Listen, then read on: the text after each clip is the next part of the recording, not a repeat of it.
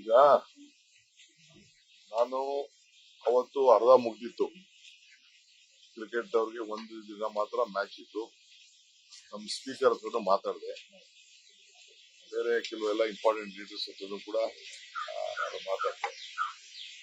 So ಬರೀ first day ಇವತ್ತು ಮಾಡಿ ಅಂತ ಹೇಳಿದ್ದೆ. ಈಗ ನಮ್ಮ IPL ಮ್ಯಾಚಸ್ ಏನಿದೆ ಅದಕ್ಕೆ 3 ಟಿಕೆಟ್ ಕೊಡಕ್ಕೆ ಅವ್ರು ಒಪ್ಕೊಂಡಿದ್ದಾರೆ. 4 ಬೇಡ 3 ಕೊಡಿ ಅಂತ ಹೇಳಿದ್ರು.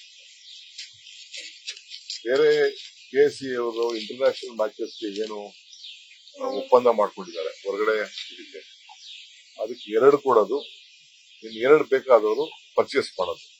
ಅದಕ್ಕೆ ಪ್ರಯಾರಿಟಿ ಅವರು ಲೆಟರ್ ಕೊಟ್ರೆ ನಾವು ಸ್ಪೀಕರ್ ಆಫೀಸಿಂದ ಅದಕ್ಕೆ ಪರ್ಚೇಸ್ ಮಾಡಕ್ಕೆ ಅವ್ರಿಗೆ ಪ್ರಯಾರಿಟಿ ಪರ್ಚೇಸ್ ಮಾಡಕ್ಕೆ ಹೋಗ್ಬೇಕು. ಯಾಕಂದ್ರೆ ಅವರೆಲ್ಲ ಯಾವ್ದು ಅಗ್ರಿಮೆಂಟ್ಸ್ ಎಲ್ಲ ಮಾಡ್ಕೊಂಡಿರ್ತಾರೆ. ಅದಕ್ಕೆ 2 ಇಂಟರ್ನ್ಯಾಷನಲ್ ಮ್ಯಾಚಸ್ 2 ಮಾತ್ರ ಕೊಡೋದು, 2 ಮಾಮೂಲಿ ಅವರು ಎಲ್ಲರೂ ಪರ್ಚೇಸ್ ಮಾಡಿದಾಗ ಪರ್ಚೇಸ್ ಮಾಡ್ಕೊಳ್ಳಿ ಅಂತ ಹೇಳಿದ್ರು. ಅದಕ್ಕೆ ಅವರು RCB ಅವರು ಬಂದಿದ್ರು, ಮ್ಯಾನೇಜ್ಮೆಂಟ್ ಅವರು ಬಂದಿದ್ರು, ವೆಂಕಟೇಶ್ ಪ್ರಸಾದ್ ಬಂದಿದ್ರು, ಎಲ್ಲರೂ ಕೂಡ ಮಾಡಿ ಇಲ್ಲಿಗೆ ಕ್ಲೋಸ್ ಮಾಡ್ತಾ ಇದ್ವಿ. ಆಮೇಲೆ ಸ್ಟೇಡಿಯಂ ಬಗ್ಗೆ ಕೂಡ ಡಿಸ್ಕಸ್ ಮಾಡಿದ್ವಿ. ಯಾವ ರೀತಿ ಸೀಟು ಜಾಸ್ತಿ ಮಾಡಬೇಕು ಏನು ಅಂತ ಹೇಳಿ ಅವ್ರಿಗೆಲ್ಲ ಸಜೆಷನ್ ಕೊಟ್ಟಿದ್ದೀನಿ ನಾನು. ಬೇರೆ 2-3 ಜಾಗ ಕೂಡ ನಾವು ಬೆಳಗ್ಗೆ ನಾನು ಕಾರ್ಪೊರೇಷನ್ ಕಮಿಷನರ್ ನಮ್ಮ GBA ಕಮಿಷನರ್ ಎಲ್ಲ ಕರೆದು ಮಾತಾಡ್ತೀವಿ. 1-2-3 ಜಾಗನ ಐಡೆಂಟಿಫೈ ಮಾಡ್ತಾ ಇದ್ವಿ. ಹೊಸ ಸ್ಟೇಡಿಯಂ ಎಲ್ಲಿ ಕಟ್ಟಕ್ಕೆ ಸಾಧ್ಯ ಅಂತ ಹೇಳಿ ಅದು ಯೋಚನೆ ಮಾಡ್ತಾ ಇದ್ವಿ.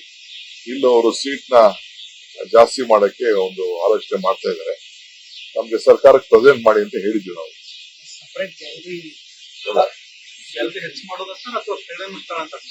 ಸ್ಟೇಡಿಯಂ ಅಲ್ಲ, ಸೀಟ್ನ ಜಾಸ್ತಿ ಮಾಡಕ್ಕೆ, ಹಾಸನ್ ಜಾಸ್ತಿ ಮಾಡಕ್ಕೆ ತಮಿಳುನಾಡಲ್ಲಿ ಬೇರೆ ಬೇರೆ ಸ್ಟೇಟ್ಗಳೆಲ್ಲ ಮಾಡಿದ್ದಾರೆ.